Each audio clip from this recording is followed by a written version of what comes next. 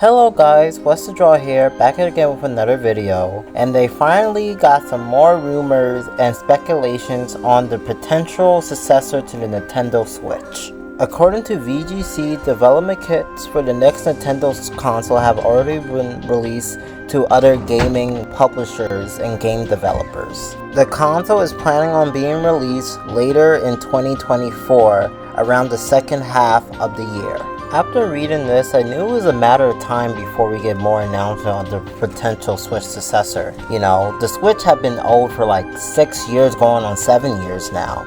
It's one of Nintendo's oldest, longest consoles running right now. The only other console that is older than the Switch that ran for a long period of time was the Game Boy. And even though the Switch is about going to be 7 years old, it's still getting a lot of content and games for the console. We just got Zelda Tears of the Kingdom 2 months ago, and the recent release of Pikmin 4. And these are games that are selling very well. Like Zelda Tears of the Kingdom just sold 8 million copies as of right now of making this video. And don't even get me started on the upcoming releases that's coming out later this year.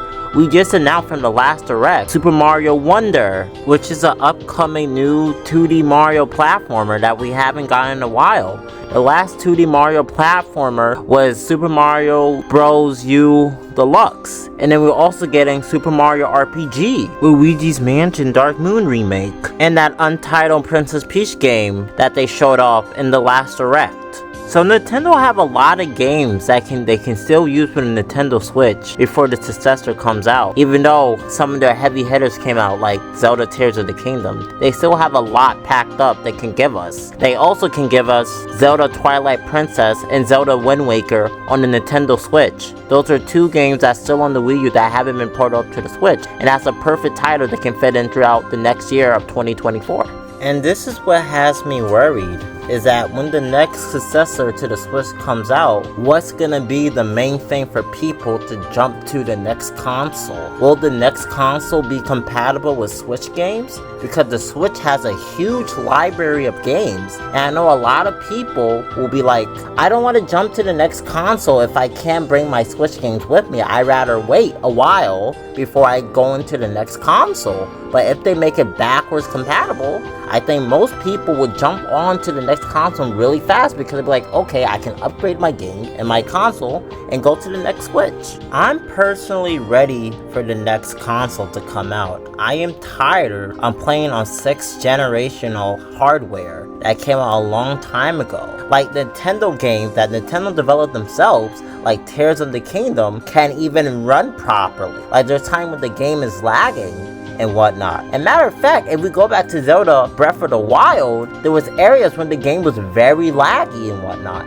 The console is a very good console, but like it's outdated. It needs more tech. And now with the PS5 and the new Xbox, the Nintendo Switch is very lagging behind, and they need to boost up their power so they can play more third-party games, because third-party support is important when the new Nintendo games are not coming out, because like first-party games from Nintendo takes a while, and you need third-party support to help the console along the physical years when the console is active in the market. Which leads me to the opinion of that throughout the ending of the Switch life cycle, we will get the new console, and they're going to be supporting both console while the Switch is dying and supporting the new console. So people will have like 1 to 2 year time period so they can transfer to the new console and be like, hey, get this new video game on the next console, but you can also play on your Switch as well. So people have time to save up their money and be like, okay, I can still play on my old Switch, but I can still go to my next console because they have 1 to 2 years of both supporting each console. Another thing that we have to talk about is like issues with the Switch itself, and we have to worry that will it carry on to the next system. For example, the Joy-Cons have been really bad throughout this year and throughout all years of the Switch life cycle. Like so many people are getting Joy-Con drift throughout their Switches while playing, and Nintendo finally allowed us to turn our controller so they can fix it. And that's very faulty, just like a design flaw with the Joy-Cons. And another thing they need to fix for the next upcoming system is the Nintendo Switch Online. We're paying $20, which is a good price for Nintendo Switch Online, but like the online connectivity is bad. Especially playing Smash Brothers with Splatoon, there's a lot of lag. You know, it is 2023, this shouldn't be an issue anymore. Nintendo need to fix their infrastructure when it comes to playing online, because like this is not the Wii era anymore. People are expecting good internet play when they play their titles. A lot of people, $20 is not cheap for everyone. So these issues must be addressed before the next release of the next generation. Well, that's enough for me. What do you guys think about the upcoming Switch Successor?